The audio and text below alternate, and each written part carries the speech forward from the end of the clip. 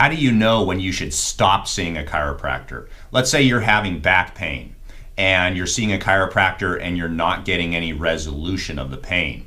Now, sometimes you need to speak to the chiropractor and let them know that you're not improving. Sometimes what'll happen is you could just be 5 millimeters off. Change the adjustment, change something in the treatment plan. Very often, if you're adjusting, for example, a sacroiliac joint, and it turns out to be the L5 problem, if you're not speaking up and letting the chiropractor know, they're not going to know unless they're really examining you every visit. The second thing is you need to give it time. Part of chiropractic is changing the actual physiology and anatomy of the body. You need to give it time. Very often, if there's a misunderstanding, sometimes a patient will let me know within the first visit that they're not improved yet.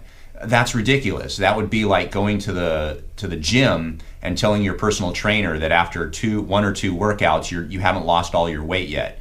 Give it time. Now, what does time mean? Generally speaking, for most acute conditions, within 12 treatments you should be noticing something.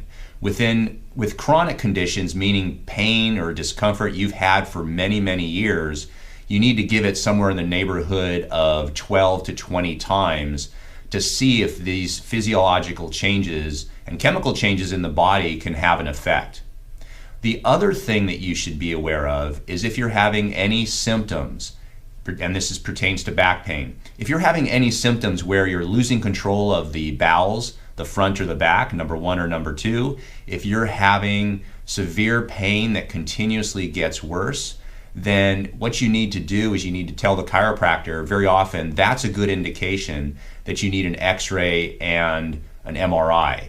In those particular cases, sometimes the MRI will decide if you need surgery or not, and the chiropractor should refer you to a good local surgeon in the area.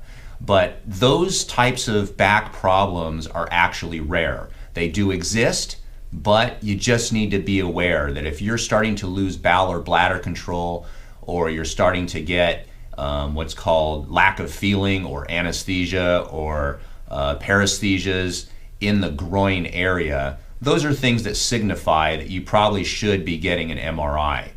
So hopefully this was informative to you. It's very rare that you need to have surgery, but the thing is that sometimes it occurs. If you're seeing a good chiropractor, that chiropractor will let you know that probably surgery is the best option. So if you have any specific questions, ask me in the comments section below, and I'd be happy to answer them for you.